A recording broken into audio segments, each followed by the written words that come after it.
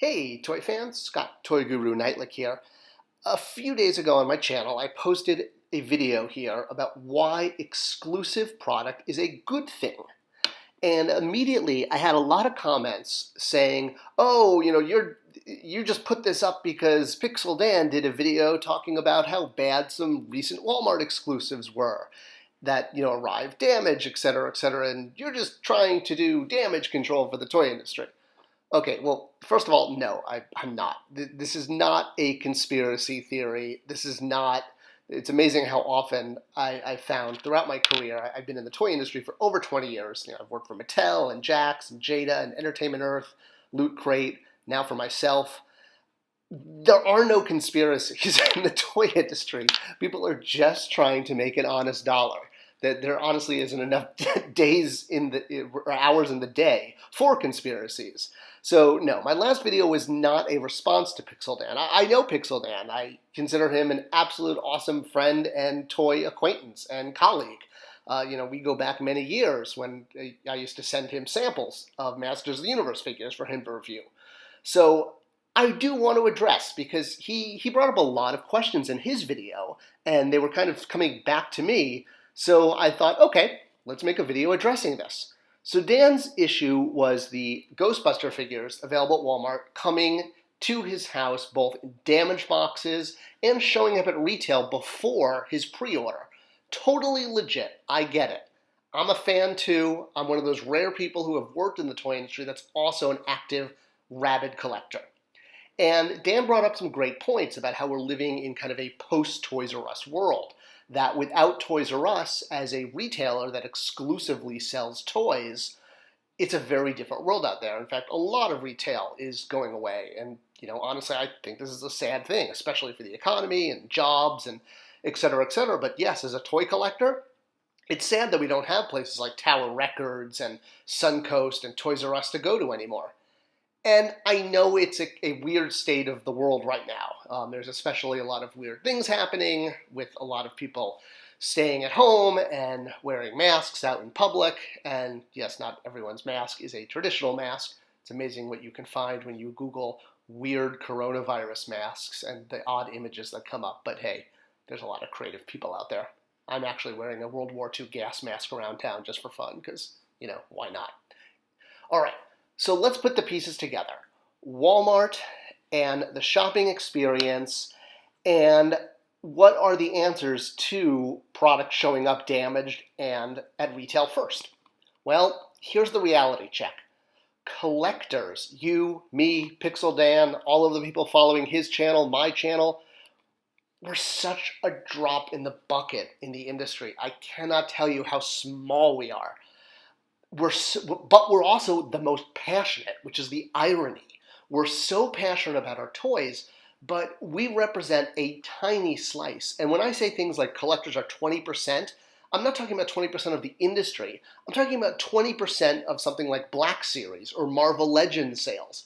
Any toy at retail, collectors tend to be 20% of that toy. Now, if you look at, for example, Mattel global revenue, you'll see things like Barbie and Fisher-Price and Hot Wheels are billion-dollar toy lines.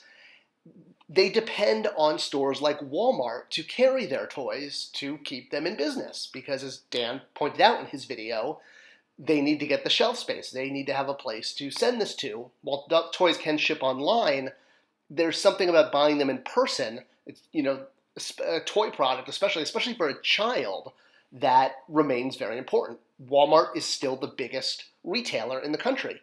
And if you look at the top categories of items that Walmart sells, toys is way, way down. Let's say office supplies, food and beverages. Oh, there we go. Toys, games, and hobbies. It's small, guys. So we're basically talking about a small audience within a small category for a giant retailer. So saying that they should put more resources to this, better packaging options, even online, toys does not even crack Walmart's top 10 categories. And I get the frustration. I had some vintage Star Wars figures that I ordered from Walmart. I had a Yavin Leia, and it just arrived totally smashed. Granted, I'm an opener, so I didn't really mind as much. But as collectors, the passion we bring to our product, we tend to see ourselves as the center of the universe, and we want attention, and we want samples and sneak peeks and ways to order and guarantees that things are going to come to our door.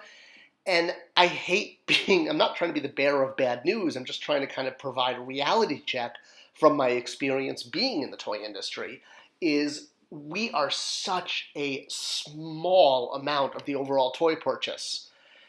And without exclusives, without companies like Walmart taking it, these things basically wouldn't exist. It comes down to things like, Masters of the Universe Origins or the new Ghostbuster Retro line. If Walmart didn't carry them, they probably wouldn't exist at all. And it's kind of one of those, like, accept what you have. And I hate sounding like negative like this, but it's like, you kind of, if the price we have to pay is getting late shipments or smashed up packaging or having people find them at retail first, if that's the price to pay for being able to get real Ghostbuster toys and Masters of the Universe Origins, that's kind of the price to pay for them to exist. We want all of our toys to be mint condition, and Entertainment Earth, I used to work for them. They have a mint condition guarantee. They're a great company. I know they don't carry Walmart exclusives, I get that, but this is a whole company dedicated to mint condition guarantee, and yet, they don't carry everything, so you're never going to get that win-win-win-win-win situation. Giant companies like Walmart aren't going to have the infrastructure to deliver things the way Entertainment Earth does. And I know this is truth that I'm spewing here, and I don't want to be the bad guy, and I don't want to be negative. I'm just trying to frame it that in our minds, we go to Comic-Con and we talk online, but online tends to magnify us so much. We're a much smaller crowd than people want to kind of accept.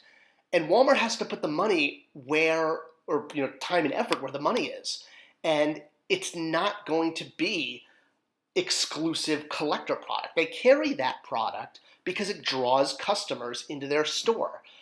Even if you're going to the store looking for that product and you don't find it, odds are you might be walking out with groceries and candles and toilet paper or whatever. That's the point of the exclusive. It's not to get you to buy it. It's actually to get you to buy other things. I know it's a harsh truth, but it's like, would you rather have nothing or at least the chance to get something? And it's not the best bargain, but unfortunately, that's just kind of the way it works. And, I hate saying, be grateful for what you get, but when you're dealing with collector product at giant retailers like Walmart and Target and, et cetera, that's just kind of the harsh reality is, you can either have no Ghostbuster toys, no Masters of the Universe Origins, or Masters of the Origin figures that might show up with some damage to the card and might be on shelf before your pre-order. So it may be a tough pill to swallow, but that's kind of the reality check of the way the industry works. We're collectors, we're passionate, but at the end of the day, I can't tell you how few of us there really are. If I missed anything in this video, if Pixel Dan wants to respond, I'd love to keep this conversation going on YouTube. It's kind of a neat way to communicate.